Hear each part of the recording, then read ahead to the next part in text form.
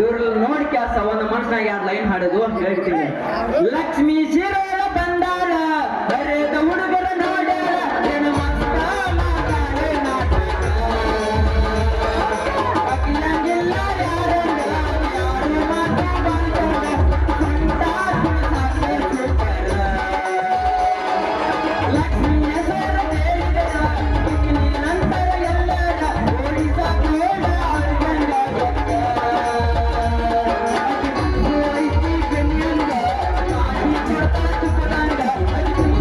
Thank you.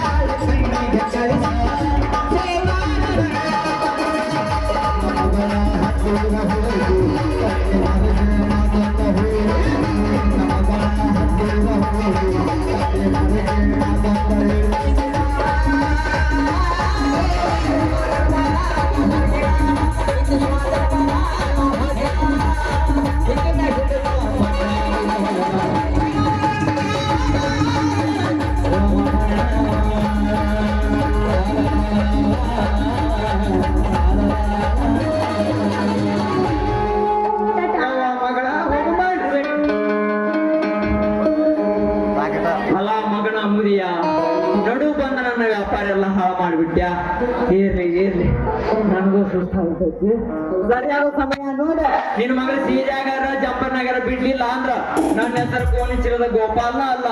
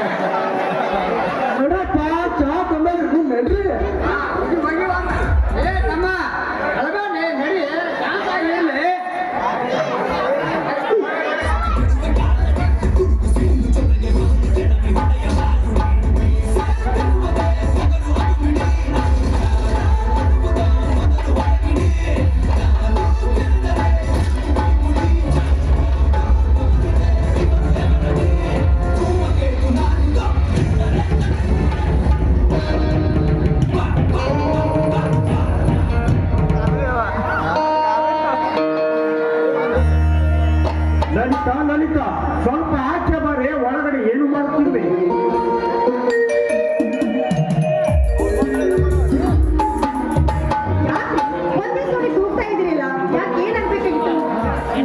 Lalitha, ನಾನು ಬಂದಾಗಿನಿಂದ ನೋಡ್ತಾನೆ ಇದ್ದೀನಿ.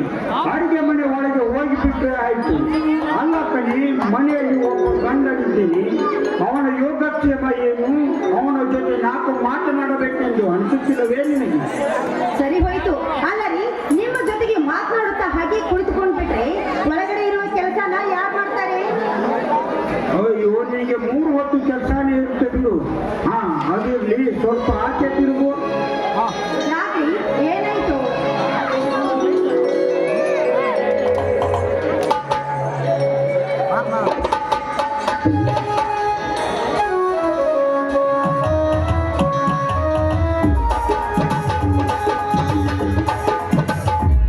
ನಾನು ಹೇಳ್ತೀನಿ, ನೀನು ಸ್ವಲ್ಪ ಆಚೆ ತಿರುಗು ಲಲಿತಾ. ಸರಿ ಆಯ್ತು.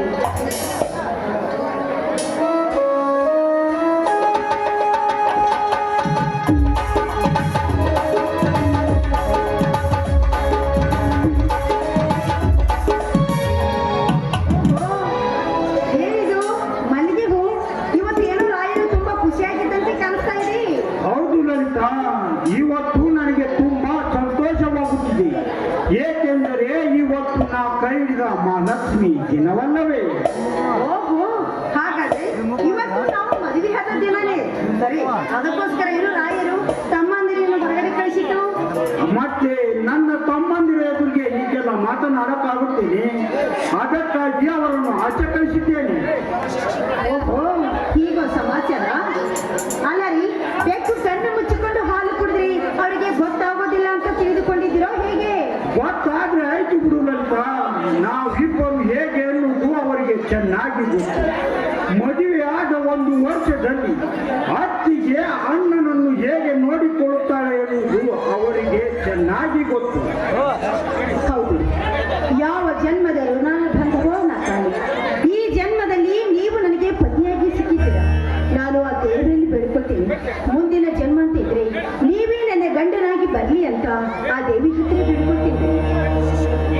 ಲಲಿತಾ, ಮದುವೆ ಆದ 3 ದಿನವೇ ಅಣ್ಣ ತಮ್ಮಂದಿರನ್ನು ಬೇರೆ ಮಾಡುವ ಈ ಕರುಣಾಯುಧ ಪ್ರಪಂಚದಲ್ಲಿ ನನ್ನ ತಮ್ಮಂದಿರು ನಿನ್ನ ಹೊಟ್ಟೆ ಮಕ್ಕಳಂತೆ ನೋಡಿಕೊಳ್ಳುತ್ತಿರುವೆಲ್ಲ. ನಿಜವಾಗ್ಲೂ ನೀನು ನನ್ನ ಬಾಳ ದೇವತೆ ಲಲಿತಾ, ನನ್ನ ಬಾಳ ದೇವತೆ. ಯಾಕ್ರಿ ಹೀಗೆ ಮಾತಾಡ್ತೀರ ನೀವು?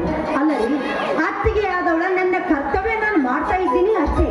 ಅದು ಅಲ್ಲದೆ ಒಂದು ಹೆಣ್ಣು ತವರು ಮನೆಯಿಂದ ಗಂಡನ ಮನೆಗೆ ಹೋಗ್ಬೇಕಾದ್ರೆ ಎಲ್ಲದಕ್ಕೂ ಗಂಡನೇ ಕಾರಣ ಇರ್ತಾನೆ. ಯಾಕಂದ್ರೆ ಗಂಡ ಆದವನು ಕೊರಳಿಗೆ ಮಾಂಗಲ್ಯ ಭಾಗ್ಯವನ್ನು ಕೊಡುವುದಕ್ಕೆ ಗಂಡ ಬೇಕು, ಕುಂಕುಮ ಭಾಗ್ಯವನ್ನು ಕೊಡುವುದಕ್ಕೆ ಗಂಡ ಬೇಕು, ತಾಯಿ ಆಗುವ ಭಾಗ್ಯವನ್ನು ಕೊಡುವುದಕ್ಕೆ ಗಂಡ ಬೇಕು. ಅದು ಅಲ್ಲದೆ ಅದು ಹೆಣ್ಣನ್ನು ಕಣ್ಣಲ್ಲಿ ಕಣ್ಣಿಟ್ಟು ಯಾವುದೇ ರೀತಿ ತೊಂದರೆ ಬಾರದ ಹಾಗೆ ಕಾಪಾಡೋದಕ್ಕೆ ಗಂಡ ಬೇಕು. ಆದ್ರೆ ಗಂಡನ ಕಡೆ ಇರುವ ಸಂಬಂಧಿಕರು ಅವರ ಅಣ್ಣ ತಮ್ಮಂದಿರು ಬೇಡ ಅಂದ್ರೆ ಯಾವ್ದ್ರಿ ನ್ಯಾಯ ಇದು? ಎಂತ ಮಾತನಾಡಿ ಬಿಟ್ಟೆ ಲಲಿತಾ, ನನ್ನ ಮನ ಸ್ವಾರ್ಥಕವಾಯಿತು ಲಲಿತಾ, ನನ್ನ ಜನ್ಮ ಸ್ವಾರ್ಥಕವಾಯಿತು. ಬಾಳಿನಲ್ಲಿ ಹೆಂಡತಿಯಾಗಿ ಬರುವವರು 2ನೇ ತಾಯಿ ಅಂತಾರೆ. ಏಕೆಂದರೆ ಹೆತ್ತ ತಾಯಿ ತನ್ನ ಮಗಳ ಜೊತೆ ಅರ್ಧ ವಯಸ್ಸು ಕಳೆದರೆ ಇನ್ನು ಅರ್ಧ ವಯಸ್ಸು ತನ್ನ ಮಗ ಸುಖದಿಂದ ಇರಲಿ ಎಂದು ಮತ್ತೊಬ್ಬ ತಾಯಿಯನ್ನು ತಂದು ಅವನ ಕೈಗೆ ಒಪ್ಪಿಸುತ್ತಾರೆ. ಅವಳು ಬೇರೆ ಯಾರು ಅಲ್ಲ ಲಲಿತಾ, ನೀನೇ ನನ್ನ ಬಾಳ ದೇವತೆ. ಓಹೋ, ಇದೇ ರೀತಿ ಮಾತಾಡ್ತಾ ನಿಲ್ತೀರೋ ಅಥವಾ ಮುಂದೆ ಆಗುವ ಕೆಲಸ ಏನಾದ್ರೂ ನೋಡ್ತೀರೋ? ಓ ಹೌದಲ್ಲ, ಅಯ್ಯೋ ಯಾಕ್ರಿ, ಏನಾಯ್ತು? ಕಣ್ಣಲ್ಲಿ ಧೂಳು ಬಿತ್ತು ಕಣೆ. ಹೋಗ್ರಿ, ನಿಮ್ಮ ಗತಿ ಏನಂತ ನಿಮ್ಗೆ ಗೊತ್ತು ಬಿಡಿ. ಭೂಮಿ